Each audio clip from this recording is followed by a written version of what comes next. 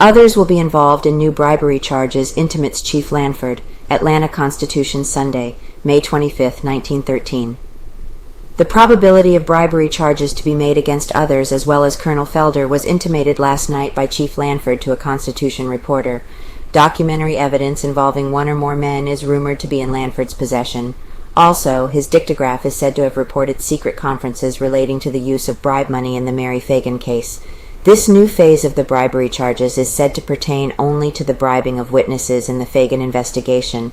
Rumors to this effect have been coming to police headquarters for several days. Corroboration of the reports came recently from Mrs. Mima Famby of 400 Piedmont Avenue, a witness in the case. Offered money to leave city. Mrs. Famby declared to a reporter for the Constitution that she had received 6 offers of large sums of money to leave the city until the Mary Phagan trial has been finished. It is said that she has made an affidavit naming the men who approached her, and that the document is in the hands of Chief Lanford. Lanford declared to a Constitution reporter that he would not reveal his new bribery evidence until the trial. He would not state the nature of affidavits said to be in his hands. Solicitor Dorsey has been apprised by Harry Scott of the position of the Pinkerton Agency in the Phagan investigation. The solicitor said last night that Scott had told him that primarily the detective organization was in the employ of Frank's defense, in that it was paid by the National Pencil Company, and that reports of his progress were turned over to the suspect's counsel. Saying that he was retained purely to learn the truth of the murder, the solicitor avers Scott told him that the evidence he had so far unearthed pointed to Frank, and that he was directing his investigation to that end.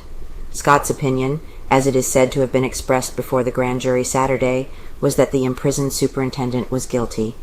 Affidavit of Connolly. The following is the affidavit signed by James Connolly, the Negro sweeper who confessed to having written the murder notes at Frank's dictation. On Friday evening before the holiday, about 4 minutes to 1 o'clock, Mr. Frank came up the aisle and asked me to come to his office.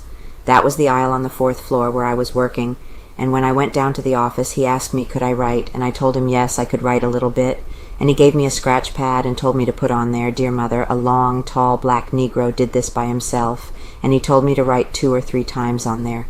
I wrote it on a white scratch pad, single-ruled. He went to his desk and pulled out another scratch pad, a brown-looking scratch pad, and looked at my writing and wrote on that himself. But when I went to his office he asked me if I wanted a cigarette, and I told him yes, but they didn't allow any smoking in the factory, and he pulled out a box of cigarettes that cost 15 cents a box, and in that box he had $2.50 in paper dollars and 2 quarters, and I taken one of the cigarettes and handed him the box back, and he told me it was all right, I could keep the box, and I told him he had some money in the box, and he said that was all right, I was welcome to that, for I was a good-working Negro around there, and then he asked me where was Gordon Bailey, Snowball they call him, and I told him he was in the elevator, and he asked me if I knew the night watchman, and I told him no, sir, I didn't know him, and he asked me if I ever saw him in the basement, and I told him no, sir, I never did see him down there, but he could ask the fireman, and maybe he could tell him more about that than I could. And then Mr. Frank was laughing and jollying and going on in the office, and I asked him not to take not any money for that watchman I owed, for I didn't have any to spare, and he told me he wouldn't, but he would see to getting some money a little bit later.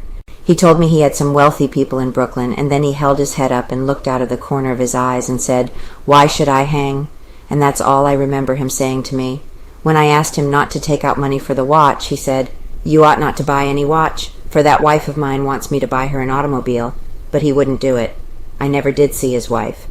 On Tuesday morning after the holiday on Saturday, before Mr. Frank got in jail, he come up the aisle where I was sweeping and held his head over to me and whispered me to be a good boy, and that was all he said.